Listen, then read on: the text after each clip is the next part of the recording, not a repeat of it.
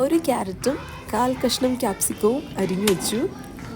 അടുപ്പത്ത് കുക്കർ വെച്ച് എണ്ണ ചൂടാക്കി അതിലേക്ക് ഓൾ സ്പൈസസ് ഇട്ട് കൊടുത്തു.